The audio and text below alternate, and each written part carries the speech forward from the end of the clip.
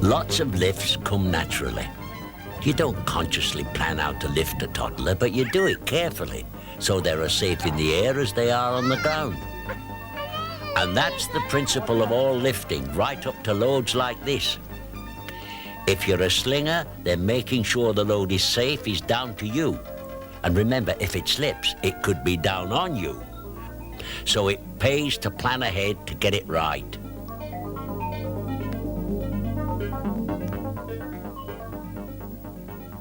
There are 7 main steps needed to plan the slinging of every load, large or small.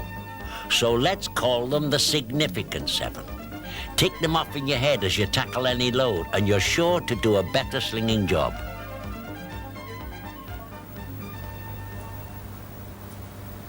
So what's the first thing you need to know about a load? Right. How heavy is it? So number 1, check the weight. Luckily, the load here is marked, but it won't always be. But until you know what the load weighs, you can't go on. And while you're at it, how big is it and where are you going to put it?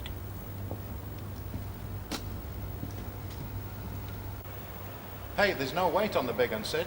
Are you sure? I'll have to check the docket. Hold on. No, you're right. There's nothing here. I'll have to phone the planning office. If there's no record of the weight, then maybe the manufacturers can tell you.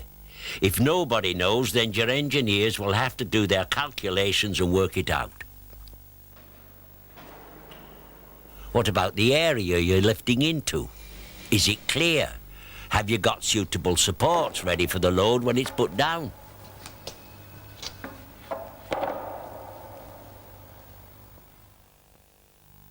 Step 2 is choosing the right sling.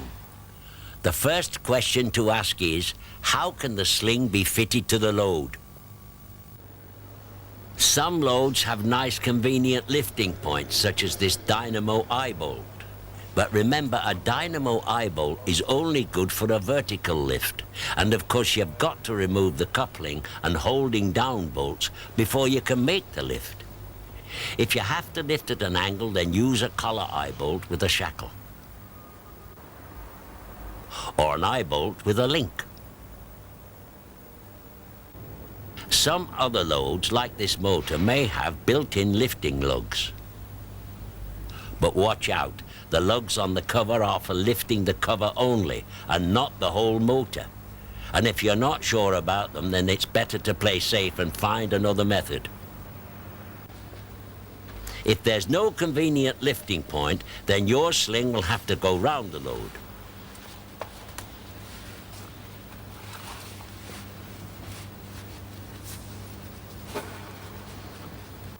Some loads will give you no help at all. Hard to get hold of, heavy, or just awkward. When professional slingers are on the job, even the largest load can be lifted smoothly and safely. The key is choosing the right sling. This is going to get a bit complicated, but we'll do the easy things first. A chain sling will mark the machine surfaces of this delicate load, so a round sling can save you a lot of problems.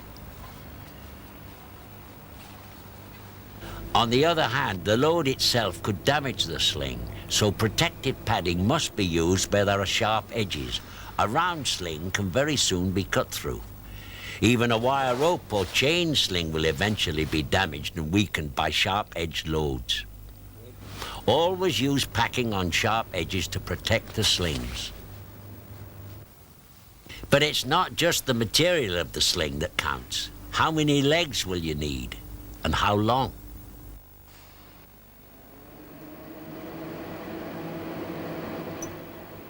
Lifting a load like this on a single-legged sling is asking for trouble. It's going to swing about all over the place and probably slip out of the sling altogether.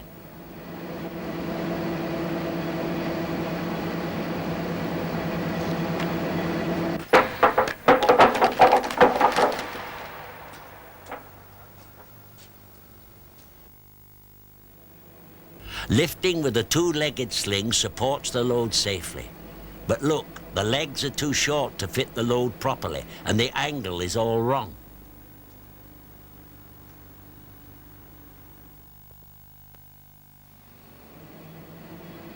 This is much better. 2 long legs. You can't beat them.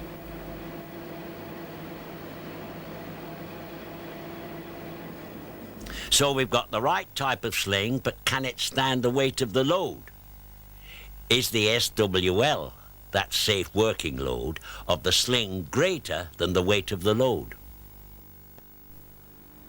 Now for the safety angle. This is the complicated bit. The angle between the slings is called the included angle, and this is critical. The wider the spread or greater the angle, the greater the load in the legs. For example, at this angle, the load is 0.48 tons, but increase the angle and up goes the loading. You'll find multi-legged slings are usually marked with one SWL for 0 to 90 degrees and another for 90 to 120 degrees. This one shows that the sling is safe to lift 5.4 tons at any included angle up to 90 degrees and 4.5 tons between 90 and 120 degrees. It's the slinger's job to cover all angles. Check that the included angle is no bigger than 90 degrees. That's a right angle like the corner of a table. Sometimes slings are marked with the SWL at 90 degrees or at 60 degrees, for example. At other angles, you'll have to estimate the actual included angle and then use a chart to get the right SWL. 2 leg,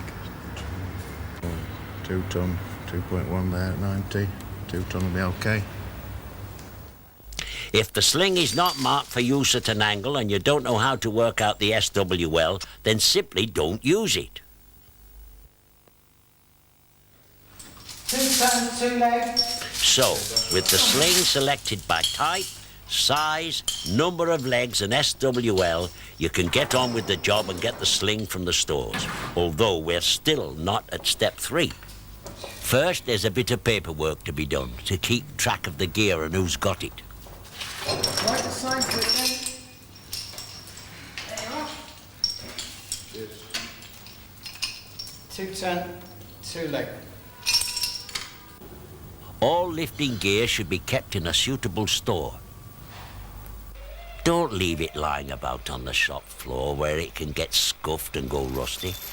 If there's not enough tackle to warrant a proper store, then at least a rack can be provided, and someone should be responsible for looking after the gear.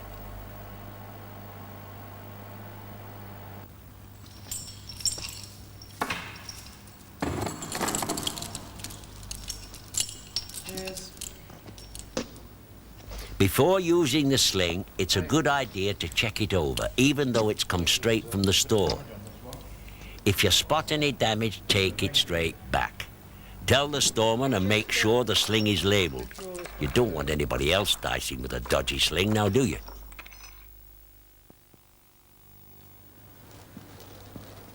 Now we're ready for significant step 3. Fitting the sling to the load. But how are you going to do it? Basketage is no good at all, because the load will certainly slip.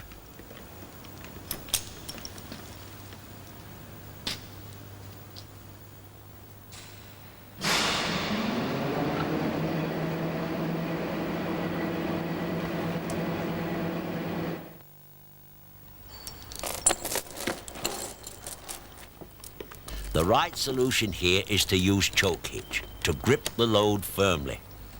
It's important to check the position of the load center of gravity, which will always position itself directly below the lifting point, the crane hook.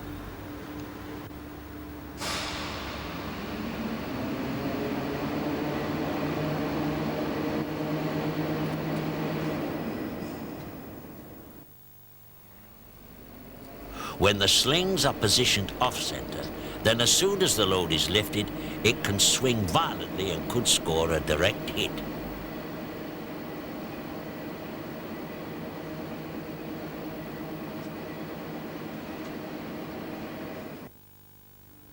So positioning the sling with the hook over the center of gravity is a lifesaver.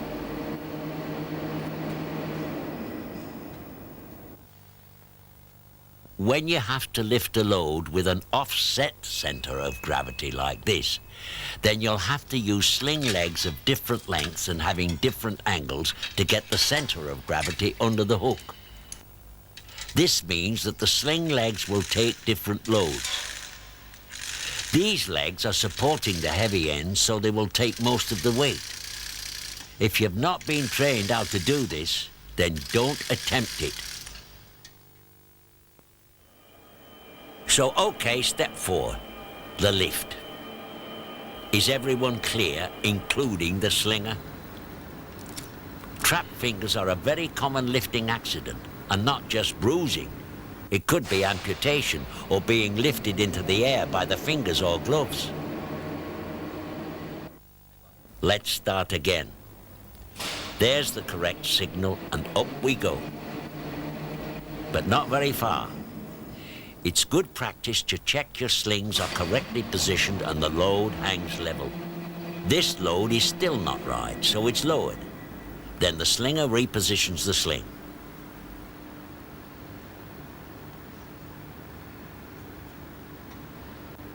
That's much better.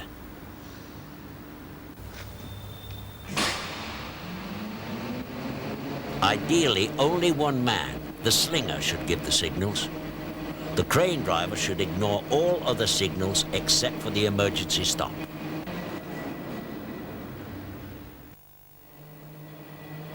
Now you can put the load down. A tagline will help. Check again that the area is clear and that everyone else is clear.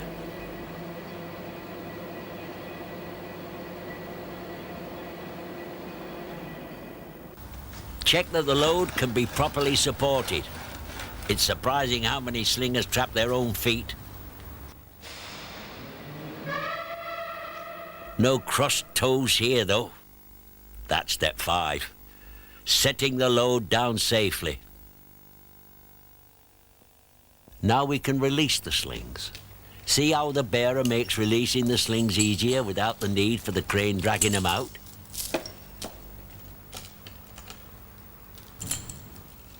Dragging them out damages the slings and can pull the load over, like this.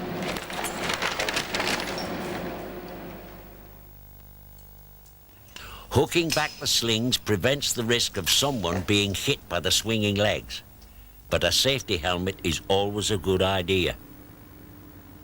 So that's step 6, releasing the sling safely.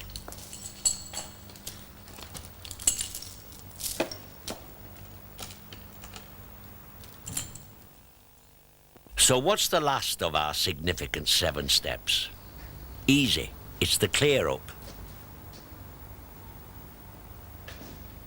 Now let's see a quick action replay of that simple lift and see how many of the significant 7 safety steps you can remember. 1. You've got to know how much the load weighs before you can start. 2. Choosing your sling depends on how you're going to lift the loads, the sling material, the number of legs you need, and the included angle. 3. Fitting the sling means watching out for the load's center of gravity and choosing the best slinging method. You never lift a load until you check it's free and the area it's going into is clear. 4. Don't lift it high until you've checked the sling and cleared everyone away from the lift. 5. Set the load down using a tagline. Remember also to avoid your own feet. 6. Release the slings without dragging them out and damaging them. And when you take slings back to the stores, point out any problems, any damage. Finally, 7. Clear up the site and you're ready for the next lift.